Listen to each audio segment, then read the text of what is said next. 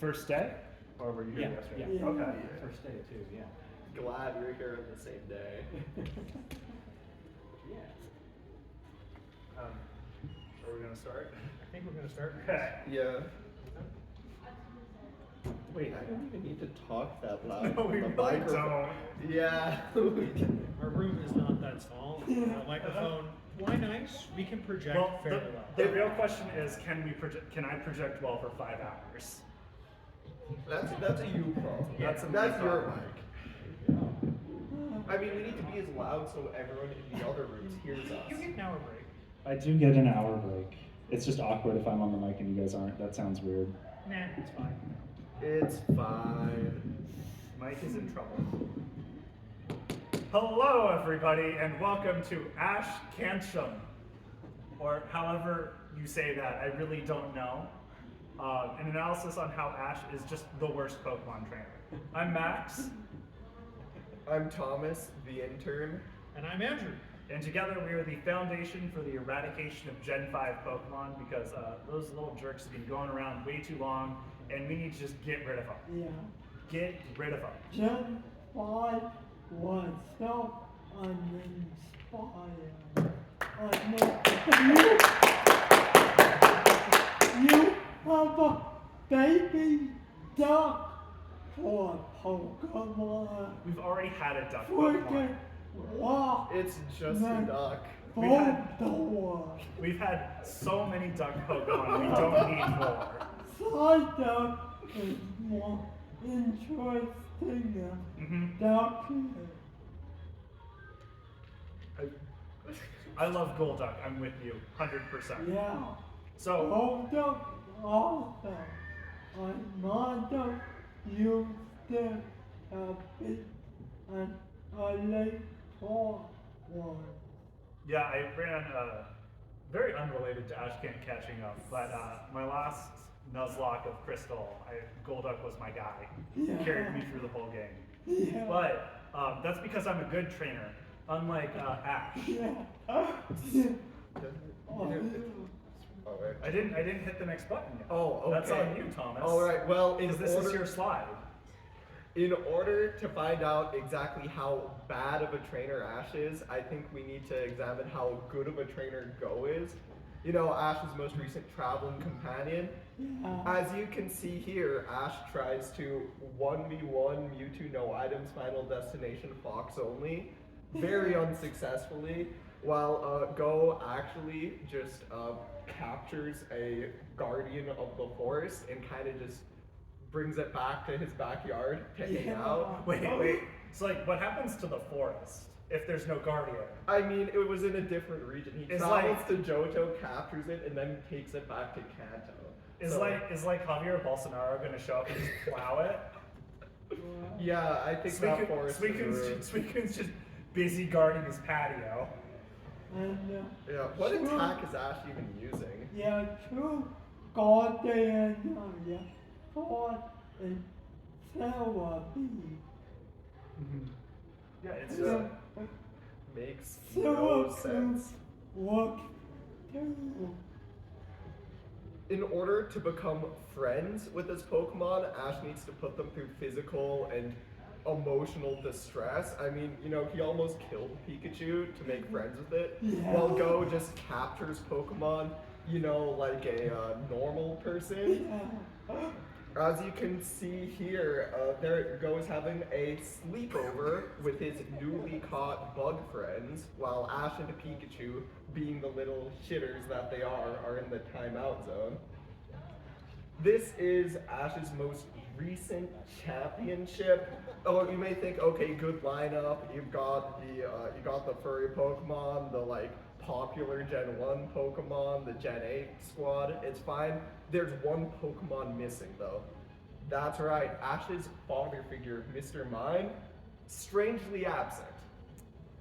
basically, while Go can go around and just catch like 20 bug friends and hang out with them, Ash has a strict limit on how many friends he's allowed to have, and that's 6. So at some point, he had to sit down with Mr. Mime and tell him, like, don't worry, son, I'm gonna come back with the smokes, and then we'll go camping. I promise. But like, while he's explaining that to Mr. Mime, he's sitting there with the hot young Gengar, just hanging out. So Mr. Mind is still sitting on the patio waiting for Ash to come back and take him fishing. As you can see, Ash, we all know he's awful in handling Team Rocket. I mean, he's being punked by James in possibly the most embarrassing way possible. Like, let's see what that would look like physically. Physically. Because we haven't got the height disparity. Okay, Yeah. so approach me like Ash would. Yeah. Look at Go. He steals from Team Rocket. He rescues animals. Like, Oh no, my chair!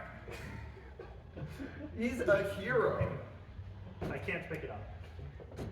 Most. Welcome to the panel. Yes, this is workshops. Yeah. Yeah. We're doing a panel. Huh? Oh, sorry. So you're all set here? Yes. Yeah. Thank you. Most egregiously of all, though, Ash can't dance. I mean, occasionally he's good at dancing, like in the Sun and Moon clip, but that's non-canon. So do we really count that?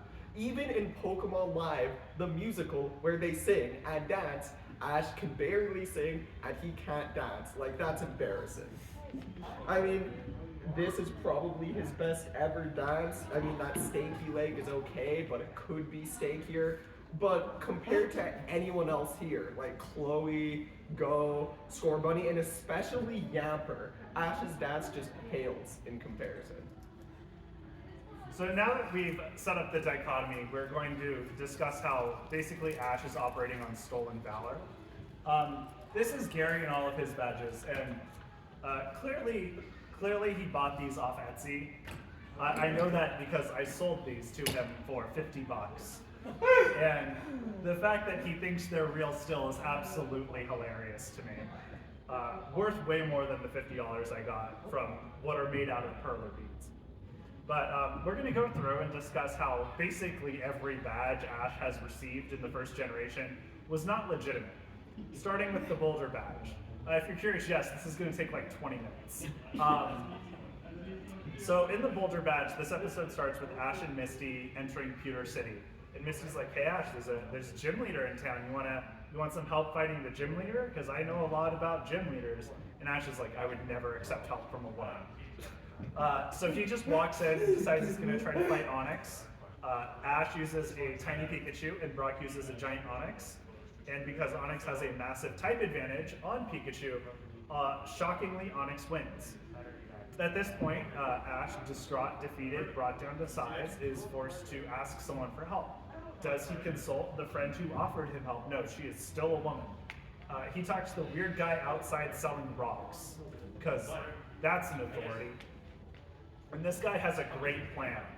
He's going to take the old abandoned water mill outside of town, hook it up to a generator, and hook the generator up to Pikachu. And issue number 1 with this plan, there's no water. The river through Pewter City was rerouted to give LA its water, so they're in a drought. So Ash has to power the water mill by foot. And somehow he generates enough energy in the process of this to explode the generator. Which led me to Google, how much energy do I have to input into a small generator to explode it? I did not get an answer, but my FBI handler did reach out to me and ask if I was okay. TLDR, Ash's plan is to use steroids. And the thing is, it doesn't matter how much he increases Pikachu's special attack stat. The moment you multiply it by 0 by having him fight an Onyx, it's gonna do 0 damage. So Pikachu does get routed once again, but in the process, he does set off the OSHA-mandated fire alarm sprinklers in the building, which causes Onyx to get wet, at which point Pikachu decides to do a sucker punch using the water hazard and defeats Onyx. Ash does not get the badge because he PG-'d the whole gym.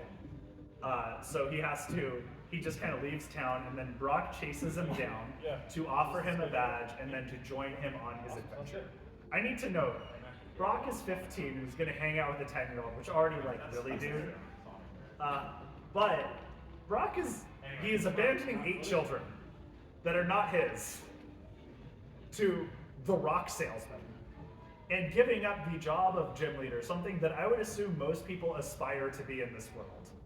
He's like, yeah, I've peaked at 15. I'm just gonna go ransack it with some child. And that's what he does. So we get to the Cascade badge. In this episode, Misty just pieces out immediately because I guess she just doesn't really want to be involved in the plot of gym badges. So Ash shows up at the aquarium. And I gotta say... Wait a sec. What? Are those fish? Like, not water types, but like fish? Holy shit, those are fish! So wait. What we're saying here is that there are real animals in Pokemon World. I mean, the fish are right there. The fish are right there. Okay.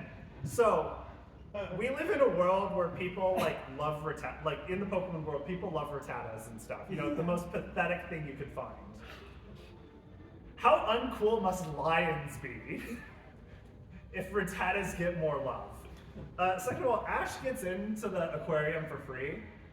So not only do they have universal healthcare in the Pokemon world, they have universal aquarium attendance. You can just show up. I have to pay $25 if I want to see a shark. That's absolutely bullshit. Especially because when I show up, there's like an army of 8-year-olds between me and the shark, and they all got in for free, and they get like front row seats. It's not right. Normally I get kicked out of the aquarium for beating up 8-year-olds, but you know, gotta see those sharks. Anyway, all the gym leaders' Pokemon are dead. It turns out Gary's doing some weird reverse Nuzlocke thing. So they were just gonna give Ash a badge because, you know, he appreciated the fish the adequate amount or something. And then Misty shows up and she's like, no. I'm actually the secret fourth sister. I will fight you. So Ash fights Misty. Ash sends out Butterfree, which uses Stun Spore against Staryu, which then jumps in the water to cure itself of paralysis, which, sure, that's a mechanic. During this instance, Misty says, Staryu looks like they're in real pain, to which Ash replies, how can you tell it doesn't even have a face? Showing that not only will Ash not respect Staryu's preferred gender pronouns, but he also just doesn't even recognize Pokemon as having emotions or feelings, which is absolutely goofed. Anyway, in the middle of the fight, Team Rocket show up because they've been contracted by LA to also steal Cerulean City's water. And in the process, Ash defeats them, and then the Cerulean Sisters give Ash a badge because, and I quote, if he used Pikachu, he probably would have won. And at this point, I'm just really upset and don't want to watch this anymore. I'm going to go see if there's some sharks nearby. Yeah. So good luck. So I took over the Thunder Badge episode because that's the next badge. So Ash rolls into town, goes to challenge the gym leader, and immediately gets bodied. It does not go well. There's a pattern here. He does not win many battles. In fact, Pikachu gets so injured it turns into a whole medical drama where Pikachu's on life support. But then, like, Nurse Joy comes in and says, like, you've had some tough luck. Well, we're going to offer you this performance-enhancing stone. There are no sharks here. Last match. Yeah, but performance-enhancing stone to give Pikachu an equal footing against that Raichu. And Ash is like, no, we don't need that kind of drugs. We only need one kind of drug, and that's speed. So Pikachu just uses agility once, and then it can't get hit for some reason. Maybe this is like Gen 1 where speed is tied to accuracy and crits, but I'm not quite sure. But Pikachu managed to win this time. So Ash does win the gym battle, it's just takes him 2 tries and some drugs. Which, you know, has already happened once before. Yeah. This brings us to the March badge because Ash is doing the gyms out of order. This episode opens with him and friends being greeted by some cultural appropriators as the millionth visitors to Saffron City. I would like to note, I've done the census count of Kanto. There's no way Saffron has had 1 million visitors at this point. But anyway, Ash does get to first base, which is pretty cool. You know, he doesn't look super comfortable with his first kiss, but you know, it's awkward for everyone. And then he is violently assaulted and they steal Pikachu. Now, I would like to note here that I'm going to say it's James is holding Pikachu, and James is holding, you know, the rubber gloves that they use so Pikachu can't electrocute him, but is pressing Pikachu against his skin.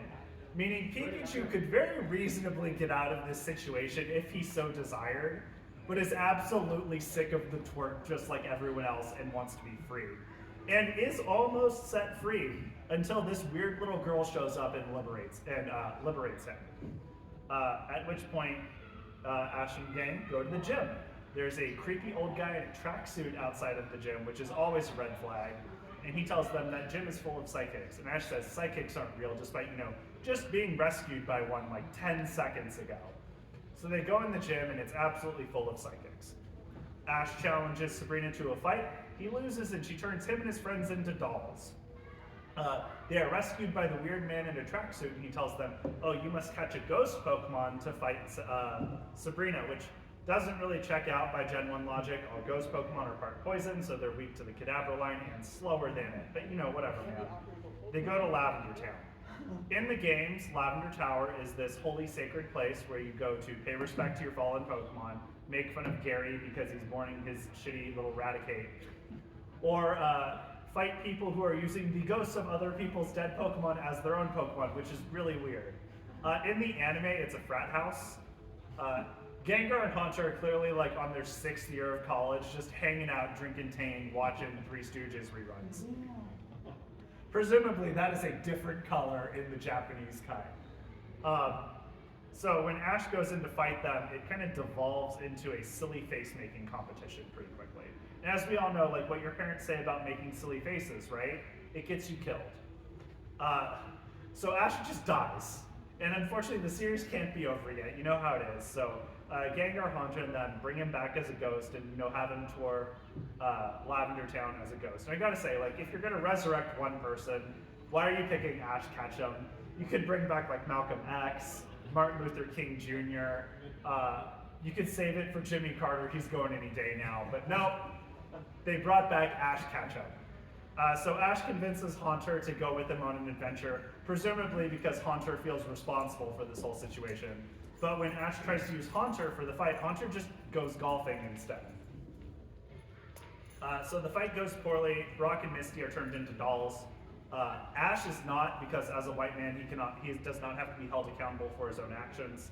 And he goes up and hangs out with Haunter some more, and convinces Haunter to fight Sabrina. And this time Haunter takes it very literally and just decides to fight Sabrina directly.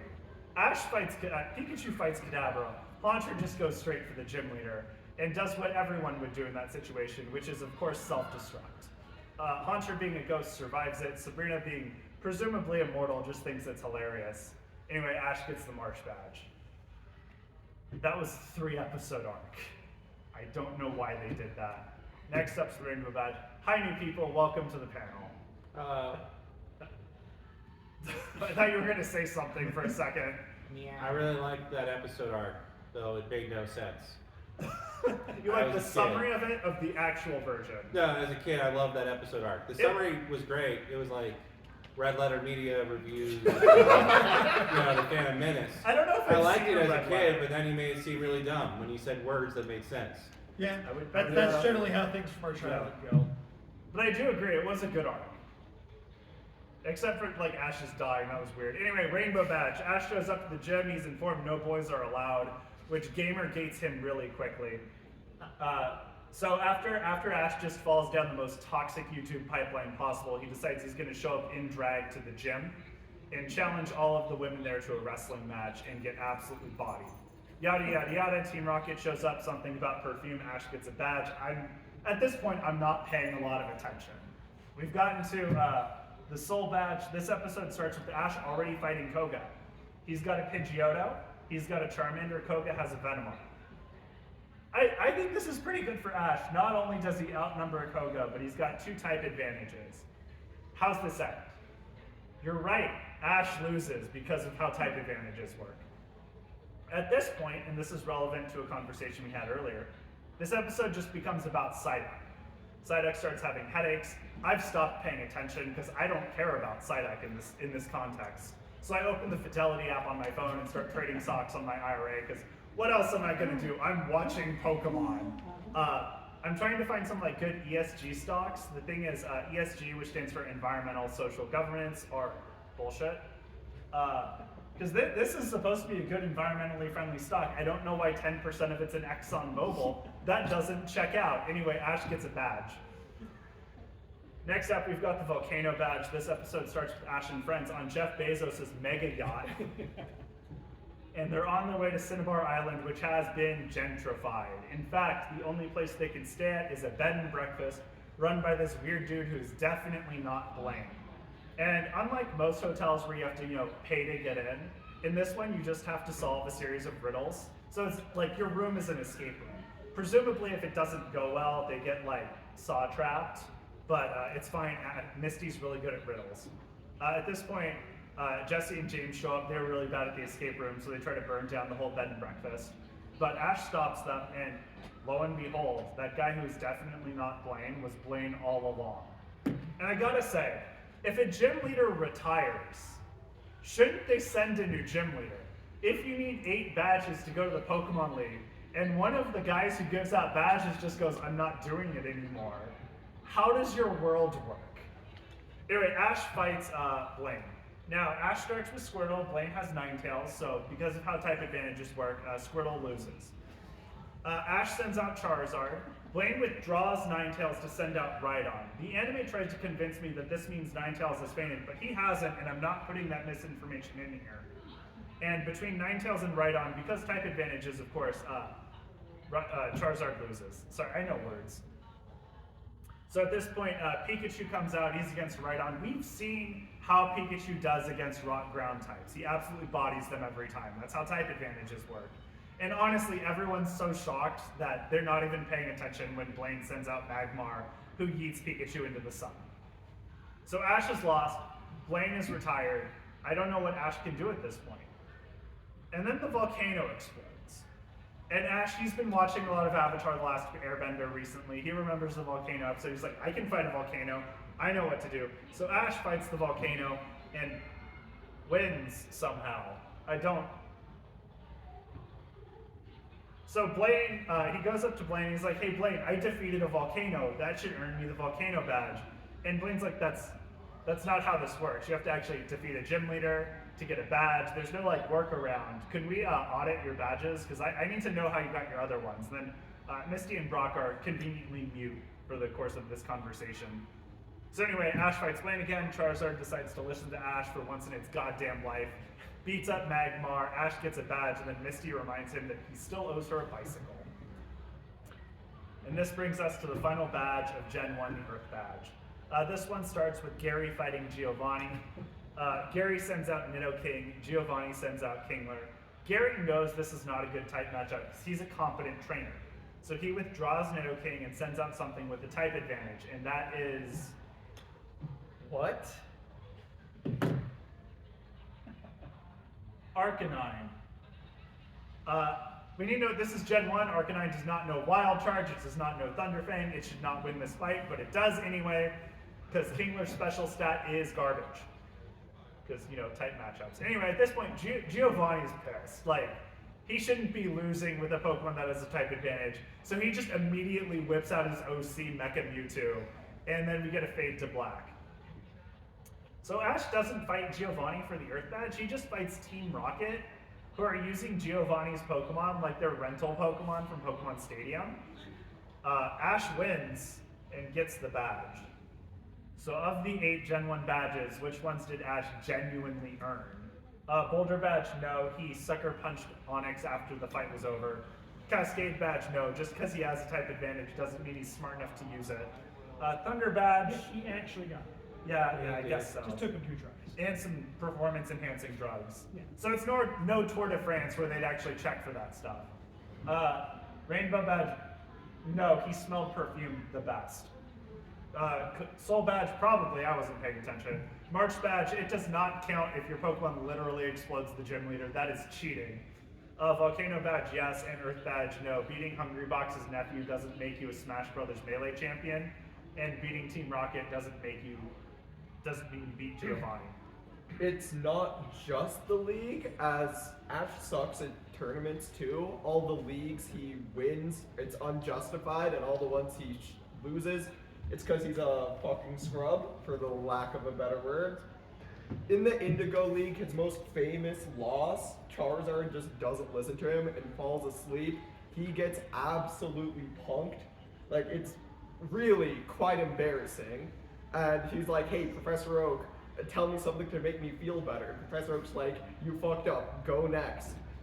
And you know, mind I say, Ash really did roll up to the league in this. As you can see, Richie, the trainer who beat him, he actually has like a good color coordination going on. He's got the tucked down collar. Like, Ash literally has like an L on his forehead. I don't know what his style is. He's wearing a popped collar and a denim jacket to a formal event. What's wrong with him? Even Go has his own style. That works. It's the Orange League, and Ash fights Drake, but this Drake's too cool. So this is the Drake. Fuck Boy Island Drake. Exactly. But unlike, a professional event, in the league there's, snowball fights and sledding contests, and the badges are shells you get off the beach. So it's screaming more tourist trap to me than an actual, professional event. In the Silver Conference, Ash carries the Olympic torch for some reason. And then he beats Gary, who miraculously survived his encounter with Giovanni. So I don't know about that. And it all goes down to Charizard versus Blaziken. And here's an artist's rendition of how that worked out. In the Evergrande Conference, or the Hoenn League, it's Pikachu versus Puss in Boots. And, we know who our favorite fearless hero is, and it certainly isn't Ash Ketchum. The Battle Frontier is interesting, as it's Ash versus the Frontier Brains, and they're kind of like big brain, mega genius battling badasses.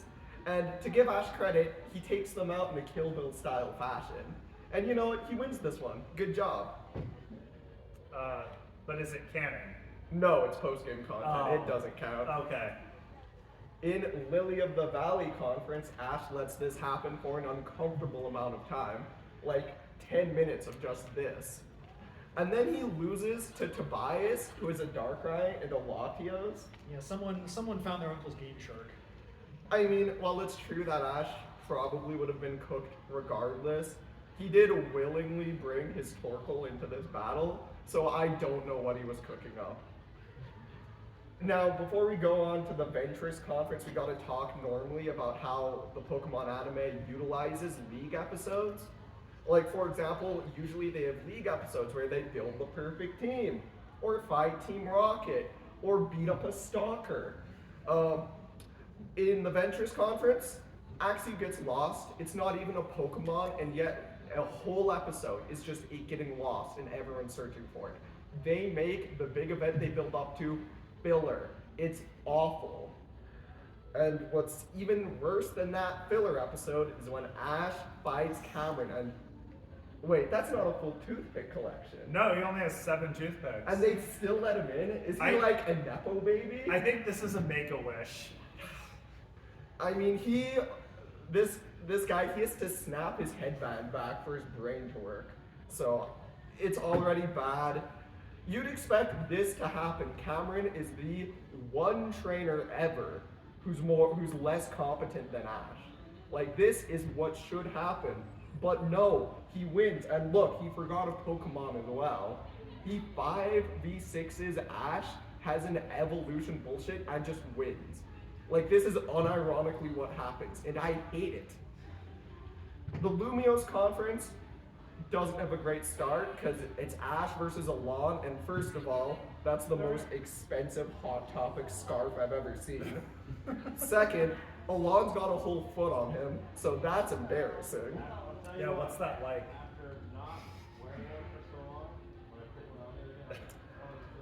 And third of all, it's Greninja versus Charizard. And the popular Pokemon win every time. Tag matchups don't count. Ash just loses. And then half the animators quit because they're sad Ash lost. And then Ash gets crucified. The Manala Conference is one Ash won, like he did it. He doesn't deserve it. This is Hal, the true main character. This is Ash, whose Pokemon fell asleep yet again. Like, it's what, 20 years later, and his Pokemon still fell asleep during the league? Like, we know this is disqualification. But then, in a shocking bout of reverse nepotism, Hal's own grandfather is like, you know what? My grandson, he doesn't deserve to win yet. Let's have Ash win. It's the most shocking betrayal of all time. It doesn't make sense, and then Ash beats up like 17 okay. So wait, they're playing with sleep claws. Yes. Well, no, they pause to wake him up. So it's like you put the Pokemon to sleep, and then the ref pauses the game to wake up. To play the poker flute. Yeah, to play the poker flute. Now we're here, the most recent tournament, Ash's final tournament, the Masters 8. It's Ash versus Steven, and you're thinking, how can Ash beat Steven? Well, he's like, he can't, so he cheats. He turns up the music so loud, Steven's Pokemon can't hear him, and then he just wins. Like, he gets the boombox out, hooks up his iPod, plays the original theme so loud, no one can hear what's going on. In Ash versus Cynthia, Ash asks Cynthia to sit on his face, and she is so disgusted she throws the entire match. Finally, it's the finals of the most important tournament ever. It's Ash versus Leon, and this has been established that a fair battle is one gimmick, so that's one Z move, one Gigantamax, one Mega Evolution, one Tom Hanks Big, you just, all of that. And so they both agree, only one is allowed. And so naturally, Gengar goes big. And then Lucario Mega evolves, and you may be thinking, it's like, maybe it's one each. Which I guess it makes sense, because Pikachu uses a Z move, and then Dracovic has like a weird primal boner they don't ever explain. And now Pikachu Gigantamaxes. So first of all, it's not even just one gimmick each. He just was like, I can do it, therefore I'll do it. And he wins. And I mean, I guess he won, but was it a fair battle? Like, no? It's like when I went to a Magic the Gathering draft and we like took our opening hands, and then on the second turn, the kid I was playing against was like, actually I wanted to mulligan. And I'm like, you're 8, I feel like I kind of have to let you mulligan, and then I lose. Alright, but this kind of leads us into, why does everyone love Ash for some reason? Like, all of his traveling companions seem really enamored with him, and we're not quite sure why, so we're just going to kind of go through the female interests that seem to be really interested in him. First of all, of course, Misty. But why does Misty travel with Ash? What makes her so interested in him? Oh yeah, that's right, because he owes her a bike, and she is still hounding him about it to this day, because he never got her a new bike. Well, at least with the next character, May, he did the same thing, right? He did get a bike. That was the ending of the thing, wasn't it? He gives a bike to Misty. Like 275 episodes in, Yeah. and Nurse Joy repairs the bike. Yeah, like, it's not Ash. It's not Ash. Okay, but there's a send-off where it's like, you have a bike, Misty, bye. I mean, if you want to argue that Nurse Joy repaired Misty's bike as repayment to Ash for him saving the Pokemon Center in episode like 2 or 3, I guess you could argue Ash did do it, but I don't really want to argue anything I saw when I was 5. Because I saw it when I was like 5. That's our job. But Yeah. Ash isn't content just to ruin Misty bike. He also does the same thing to May to convince her to travel with him. wait. Does like messing up someone's bike, is that like a viable pickup strategy? Well, it means they can't go anywhere. Oh, man. Well, surely Ash That's wouldn't try toxic, this a Ash. third Oh time, yeah, right? I owe you a bike, you just have to hang out with me for the next 3 years. Yeah, and so- you'll get it. Ash met Dawn, Marriage. and then her bike also mysteriously gets damaged under weird circumstances that I'm sure are completely unrelated. I'm gonna break someone. I'm gonna just find the next attractive woman and I'm gonna break her bike. That's my new plan. That works. Clearly. Well, no, you only get them for like 2 seasons, and then they leave you. That's fine. Alright, well, the next travel companion is Serena, which, I mean, it's actually nice. They actually set up some, like, love interest between them. But then they do this whole thing where Ash gets a ribbon given to him, and then he promptly re-gifts it to Serena as like a regift, but only it was on the Pokemon, the day where you're supposed to give your Pokemon gifts. So it's just like, Ash, what are you doing? That's not when you're supposed to give it to. But they do close it out with a little kiss, so Ash does get some love here. It's nice. But, I mean, the female companions aren't just what he's interested in. He's also like, rock solid companion. He helps him out when Rock goes having a terrible day, head stuck in gold, and Ash is there for him. And of course, the most explicit relationship, Brock. There's a reason Brock was always with Ash and never left him throughout the entire series. Like, until what, like season 20? No, that's not canon. Basically, he's just always there. But so we're just gonna run through the choices Ash had. He had Misty, all these women he could have picked, even Brock. But he chooses the Pokemon in the end. He at least could have gone Team Rocket. They're great. I mean, honestly, people are wondering how Ash is still 10. My biggest question is, how is Ash still alive? It makes no sense. So I'm gonna go through all of his deaths and express his injury in the only way I know how, which is clip art. So we've already been over when Ash got hit by the chandelier and died. I'm no doctor, but that looks like a messed up spine. Next, there's this. No, fix it, Oh, fix okay, it. Thank you. No 5th gen Pokemon. No 5th gen. No 5th gen. He does asphyxiate though. I like how many 5th gen jokes we have in this, and we haven't given the panel yet. Oh, It's they'll like just have to our come last back panel. Yeah. It's like one of the last I know. ones today. There's this time where Pikachu gets turned to stone and Ash just doesn't function. He just stops working for the rest of the movie. I mean, I'm just gonna say it's not quite a death, but he definitely is a broken heart here. Also, he drowns, and they're at a sea temple, and they need to like escort May and Manaphy or some crystal somewhere for like movie reasons. And he's like, you know what, May, Manaphy, I'm locking you up in this coffin below the sea while I go out and be a hero, and then he drowns. It doesn't even work. It's very embarrassing, and honestly, kind of a bad way to go. And of course, we all know the time where Ash got turned to stone by running in between Mew and Mewtwo's like beam battle. And so I don't think it should even look like this. I think he should look like this. And also this happens again. And this isn't even the worst, because he gets eaten by a tree and disintegrated. So he shouldn't even look like this. He should look like this. I mean, Ash is beloved. His luck is beyond legendary, and he's literally immortal.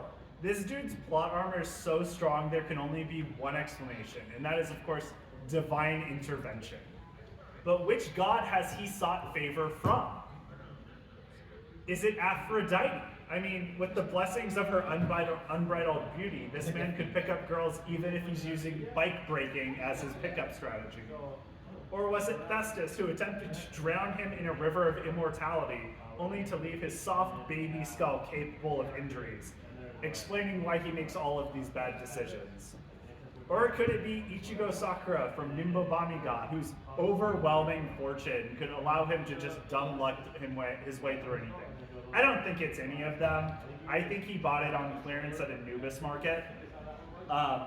You see, Freakazoid got canceled midway through season 2, so Anubis Market kind of had to clearance all their blessings. And you know, Ash, he didn't even buy nice clothes for the tournament, so he had leftover scrap that they could use to buy all this stuff. But really, and this is the main problem, this dude's a sociopath. I mean, look at him. In episode 8, Path to the Pokemon League, Ash shows up at AJ's gym. I don't know, I'm surprised it's legal to just open up a compound and declare yourself a gym. That doesn't set right with me. But anyway, this guy's in Oklahoma. I wouldn't mess with someone from Oklahoma. His accent spooks me. So Ash fights him, and this happens to Butterfree, which is shocking because Sandshrew uses Dig and Butterfree's flying type, so I don't know how this works out. So anyway, after Ash just gets ruined by AJ, he decides to go inside and see what the training regimen is all about. And in there, he sees that AJ has invented these weird strength training vests, which is crazy because the dude's 12. I was not that smart when I was 12, but I guess everyone in video games is a genius. Team Rocket shows up. They can't tell which one's which. They kidnap Sandshrew. At which point, Ash is like, oh, maybe this is because maybe Sandshrew went away. Maybe all of your Pokemon hate you. So AJ's just not having a good time. His apes are gone. Ash is being a jerk about it and tries to lead all of AJ's Pokemon into an insurrection. And it does not work out for him because AJ's Pokemon actually like him, despite what Ash thinks. Episode 20, Bye Bye Butterfree. This episode starts with a nice scenic hot air balloon ride. They go through a herd of Butterfree, and Ash's Butterfree goes, oh, maybe I can finally get laid. And that becomes the plot of the episode. Butterfree's strategies are terrible. Ash can't give advice because none of them have bikes to break. So Butterfree goes to the one man who knows what he's talking about, and that is Brock. So after Brock shouts out several antiquated pickup strategies, Butterfree gets to work. And then doesn't really have to do much because it turns out Team Rocket is here and they're rebooting their favorite Discovery franchise, Deadliest Catch. So after they capture all of the Butterfree, Ash's Butterfree is able to save them through the power of Horny. And then Ash decides that he needs to let Butterfree go so he can be with his own kind and make many Butterfree babies. Which is supposed to be sad, you know, Butterfree's leaving. But like 6 episodes ago, Ash tried to trade Butterfree to this guy. And like, I would never trust that man with a Pokemon. Look at him. You probably even shouldn't trust him around children. Oh, no. This man is, like, he's violating several laws by being that close to a child. And Ash tries to trade his Butterfree to him for Eradicate. It's not even anything good. So, like, don't pretend you care about Butterfree, Ash. You tried to get rid of it the first chance you had. Someone's like, hey, did you know you could trade Pokemon? Ash is like, Butterfree, get the fuck out. Butterfree's not the only flying type this happens with. Ash literally just drops his bird off and is like, don't worry, we'll come back. He never comes back. In fact, it's Pidgeot who returns to him. And I remind you, Pidgeotto is one of Ash's most consistent Pokemon. Like, there's no personality issues there, just a solid, probably his most reliable original series Pokemon. Let's be completely honest there. And it saves him in the very final episode. He's like, mate, fine, you can join me. Guess who doesn't get to join him? And that's not even the worst, as I'm sure we all know this episode. Team Rocket, enters the internet because it's the 90s, and they launch internet missiles because it's the 90s, and they'll like destroy the internet. And Ash is like, oh, I can't let that happen. I love 4chan. So he has Pikachu blow up the internet missiles, kind of flashing hundreds of lights in a few seconds, giving hundreds of kids across Japan seizures. And Ash, seeing this happens, he says, you did it, Pikachu. Disgusting. But honestly, Ash is just horrible to everyone he meets. Like, when he first meets his Charmander, like, the entire point of the Charmander is if the tail goes out, the Charmander dies. But he doesn't even try to take off his coat and cover the tail, like Brock is clearly doing. No, I mean, and they're only covering the body, too, like... And then when Brock gets sick because of this, Ash just gets upset because he's slowing him down. And let's not forget the first episode where he nearly gets Pikachu murdered by a flock of Spearow. I think he threw the rock on purpose. I'm gonna be honest. I mean, it was on purpose. He wanted to pick a fight. Oh, no, yeah, he knew what was gonna happen. And then, let's not forget the SS Anne episode, where, again, if Charmander's tail goes out, it dies. So, the ship is getting flooded, I better have Charmander run around in potentially fatal water situations. Yeah, this is a No great wonder idea. Charizard is not loyal to this man. So, he's just horrible to all his Pokemon. Even with Go, Ash kind of breaks it up. Go's like, oh, I can't go on my own journey, I feel bad. And Ash literally tells him, hey, I'm going on without you, and by the way, we're not even friends. It's sad. They used to be so close. Even with Pikachu, Ash just lets Pikachu go in anywhere, like Boruto and Norm Macdonald. And you can tell me all your opinions about your favorite 2003 comedians, but I 100% would not trust Pikachu with the critic. Or Pico Taro. Like, how did this even happen? And then let's not even get into all of the instances of Ash wearing blackface. So, if Ash is just a jerk who can't amount to anything and a serial animal abuser, who are we supposed to root for in this series? And the answer is, it's been under our noses the whole time. It's Team Rocket. Let's go back and look at the first episode. Ash abuses Pikachu, nearly gets it killed. But when he first gets Pikachu, he has to use dental floss and rubber gloves to drag the Pikachu around. I don't know if you've ever tied dental floss around your finger. It's not comfortable. Let's be honest, Ash was not going to use it for anything else. What 10-year-old willingly flosses? But what does Team Rocket do? They use a nice, soft, padded glove. I mean, look, Pikachu's screaming out of excitement. That must be extra comfortable.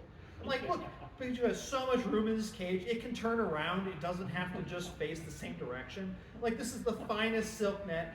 That's not a tail there. Pikachu is loving this. So Team Rocket are the good guys. So I'm going to go over some of their best episodes and how they made a good difference in the Pokemon universe. The first one being the Ditto episode, where Team Rocket comes across a Ditto that has a birth defect. It can't transform its eyes correctly when it transforms. And through the power of therapy and some good threats, they've helped fix its issue. So they've gone and they've changed this Ditto's life. So now it can become the Ditto was always meant to be. They do have this idea of maybe using this Ditto to pass it off as a different legendary Pokemon to the crime boss. Maybe not the best part of the plan. Maybe the crime boss would be happy with something that could just transform into anything. But then the Ditto transforms into a cannon on them, and then it just turns into Bloon's tower defense. And we all know the Bloons don't win in that, the towers do. So Team Rocket does not win very well there. And then one of my favorite episodes, Team Rocket blockades Naboo. They want the trade, they want all that trade money, but they can't allow ships in and out without paying the tariffs. But Ash is not okay with this, so he hops in a spaceship, flies around, and blows up their spaceship. So it's just, it was a good episode, but it just really just kind of was very confusing, didn't fit in with everything else. And then we have the beauty pageant contest, where we have Misty, James, and Jesse all competing in a beauty pageant. Of course, we have Brock and Gary being the judges here. So we all know Okay, Brock 100% kidnapped one of the other judges. Yeah, Brock would do that to be able to judge a beauty pageant. So we know James was the real winner there. But of course, the best episode was when Team Rocket, up on their mountain in Whoville, heard all the Who's playing with their What's-It and whatchamacallits, and they decided they had to come down and steal Christmas because it was just too loud for them. But then seeing Ash in trouble, he was under assault by 3 legendary birds, their hearts grew 3 sizes, and they knew they had to save the day. So they became the heroes of the story, because a 10-year-old against 3 legendary birds, the 10-year-old's going to die. But they need adult supervision. Yeah, so they went in and they helped, they made that movie happen. Without them, everyone would have died. But that wasn't the only holiday they wanted to fix. Not only Christmas, they also decided to help out Easter, the 4th of July, and Arbor Day. But what happened to Team Rocket? Where are they now? I'm being completely serious here. They're podcasters. Like, they just have a shitty little man cave, like, underneath the city, where, as you can see, that's a barely surviving Grateful Dead poster. They've got, like, probably the most dilapidated pool table, and they're just podcasters, and they're just now learning what ASMR is. That being said, they're pretty good at it, so props to them. Meowth does have some based opinions on Hoenn, to be clear. But so now that Ash has finally been written out of the series with the new one, we're going to talk about the new series a little bit, and kind of talk about the ways they could have gone better if they didn't use Ash, and some replacements they could have used instead of new characters. Because we got, what are the names again, Thomas? Liko and Roy. Liko and Rory, yes. Where they go island hopping on various adventures. I think I've heard this before. But anyways, what characters could they have utilized that already existed instead of making some new ones? Well, the easy answer is they could have just used Richie. He's Ash, but way more competent. He actually named his Pikachu something instead of just leaving it the default Pikachu. And his Pikachu has hair. Yeah, which, I mean, and he's got unique character design. Like test audiences agree, characters with hair better than characters without hair. And he's already a Pokemon champion. Like, it would have been a good pick, a little boring for our tastes. But, so they also could have done Nomura from the new games. I mean, she's basically a good successor to Ash because she just goes around challenging every snot-nosed brat she can find to a Pokemon battle, and she wins all of them because she's the only one who can terrestrialize. So they would probably get like 2,000 episodes of her. Another good replacement would have been, of course, Jigglypuff. I mean, it would have been America's Got Talent, except it's just Jigglypuff slapping the shit out of people. 10 out of 10 would watch. It would have been great. And they end every episode with Jigglypuff's lullaby. And I'm in my 30s. Anything that helps me sleep is great, so I'd love that. Another replacement I think everyone asks for would be Lance. I mean, he's an icon. Everyone fucking loves everything he does. I do. It would have been like an HBO series that got like 50 awards and then has a trash final season. But I know the best character they could have replaced Ash with was just Oak. And I'm not talking about young Oak. I'm talking about middle-aged Oak. He's down on his luck. He's looking for something to do with his life. And a hot young mom moves in down the street with her 10-year-old kid. He's like, I gotta get that kid out of here, don't I? Yeah, but I mean, Oak would be good. Yeah. But I think the best solution here is to wrap it into another series that we really think needs a reboot, and that is, of course, Jackie Chan Adventures. We don't need Ash. Thank you. We can have Jackie Chan and Hitmonchan travel the world. We don't need gym badges. We can have talismans. It would be such a better show. I don't know what Pokemon would Uncle even use. I don't think he needs one. He's functionally an Alakazam. Anyway, with that, we'll smell you fuckers later. We'd like to give a special thanks to Gary Oak for teaching us that with good personal hygiene, we will not be smelled later. Nurse Joy for teaching us that universal health care is something we can strive for. Not Officer Jenny, ACAB. Team Rocket for trying to normalize travel by hot air balloon, and of course SNAFUCon for giving us 5 panels that we are all giving in this room today. So, with that, it's Pokemon Live next, right? Yeah, it's Pokemon Live. Okay. Stick around if you like the Pokemon musical. Did you guys have any opinions about when Team Rocket was no longer allowed to blast off again with the Beware stuff? Yeah, I do. I think it was a nice change of pace. Like, they're stuck on Hawaii, okay? They couldn't be blasted off to any other regions. They needed too them in small Hawaii. to blast off. Yeah. I never heard that idea before. That's neat. And if you enjoyed any of this, please feel free to stick around. Our group has 4 more panels here in the next 5 hours. There's nothing else happening in this room until 8 p.m. We are the room. So now I'm going to leave you with these two. Get out of here, I go Andrew. You're not a sit in the panelist audience anymore. and enjoy the panels with you guys. Have fun, guys. I can't have fun. Yeah, I'm also.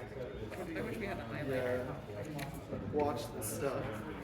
I could seal any The questions whole you have way. about our panels, why they are using the bathroom in between panels. Yeah, have a good one. Hope you enjoyed it.